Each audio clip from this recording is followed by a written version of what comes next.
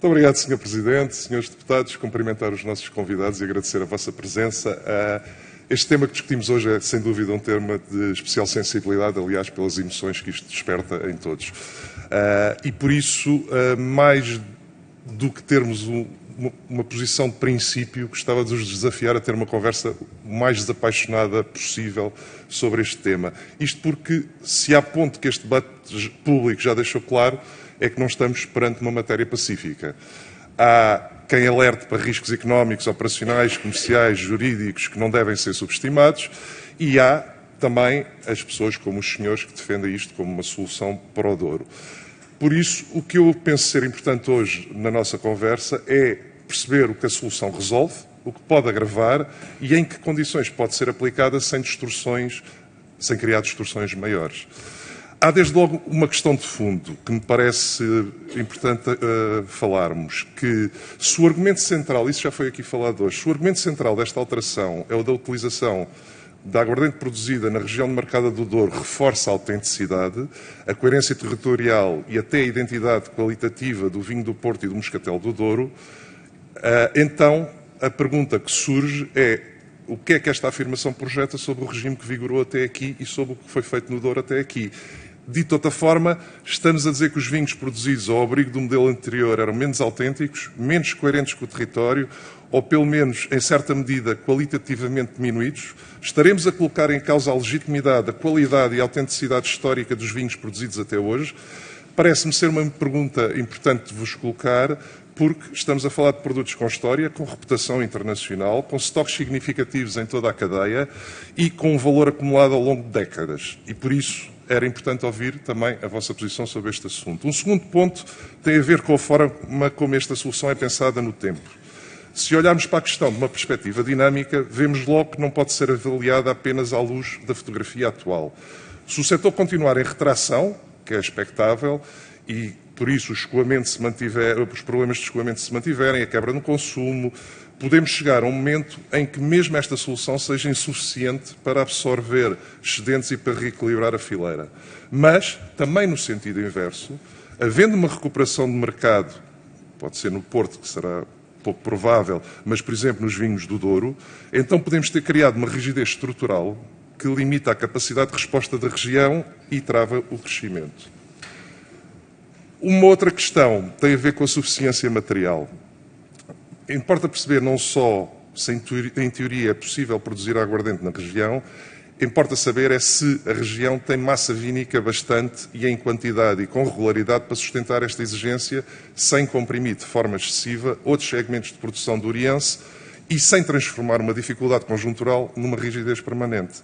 O estudo do IVDP, aliás já foi referido, levanta exatamente dúvidas quanto à disponibilidade suficiente de produção regional e simula impactos significativos nos volumes disponíveis para Porto, Moscatel e restantes vinhos da região. E por isso a pergunta é simples, na vossa perspectiva, a região tem esta capacidade real para suportar esta solução de forma estável ou corremos risco de deslocar o problema de um lado para o outro dentro da própria fileira? Temos também a questão de valor, que também foi abordada aqui pelo PSD e que penso também ser importante ouvir-vos. Muito se fala da valorização da produção e no reforço do rendimento do viticultor. Mas uma coisa é dizer que mais incorporação regional pode significar mais valor retido no Douro. Outra bem diferente é demonstrar que este valor chega efetivamente ao produtor. Porque, entre outras coisas, está o custo da aguardente, está quem destila, está a força negocial da cadeia, está o comércio, está a capacidade de repercutir ou não repercutir os custos adicionais e está o risco do aumento de preço num determinado ponto não se traduzir numa melhor remuneração noutro. E por isso, queria-vos perguntar como é que vem toda esta questão da cadeia de valor. Temos também a questão da dimensão industrial e operacional desta questão. Fala-se muito do princípio, falamos menos da execução. Se a solução é esta, então é preciso saber onde se destila, com que capacidade, com que investimento, com que calendário e com que custos. O estudo do IVDP também aponta limitações da capacidade instalada e custos relevantes associados a uma eventual expansão da destilação na região. Só uma nota, não estou a assumir o estudo do IVDP como uma verdade absoluta, estou só a levantar os pontos e isso é importante. Como eu disse, termos uma visão desapaixonada e crítica. E por isso a pergunta é, temos base material minimamente credível para executar esta solução ou estamos ainda perante uma construção normativa cujas infraestruturas concretas ainda estão por demonstrar ou que terão que ser desenvolvidas? E, para acabar, todos sabemos que o Douro tem problemas profundos e acumulados. Rendimento insuficiente nos viticultores, desequilíbrios negociais, dificuldades de escoamento, excesso de oferta em vários segmentos e forte pressão sobre os custos. A questão é saber se esta medida é uma peça útil dentro de uma resposta mais ampla ou se estamos a pedir que uma só alteração resolva um problema estrutural que é muito maior do que ele. Muito obrigado.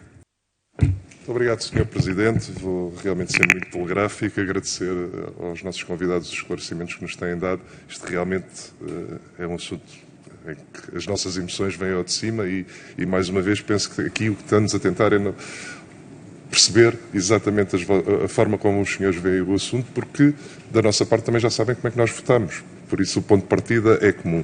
E deixem-me colocar só duas perguntas muito rápidas, porque penso que não falámos sobre isso ainda.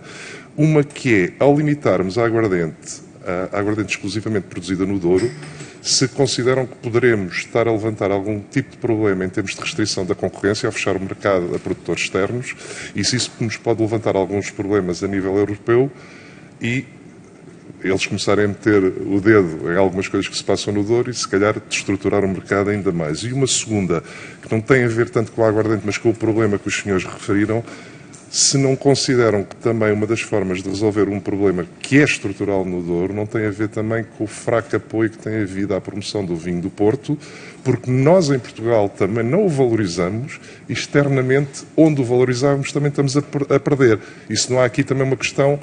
Ok, a aguardente pode resolver um problema que os senhores estão a falar, mas se não haverá esta questão estrutural também, sei que extravasa um pouco o projeto, mas seria importante ouvir-vos. Obrigado.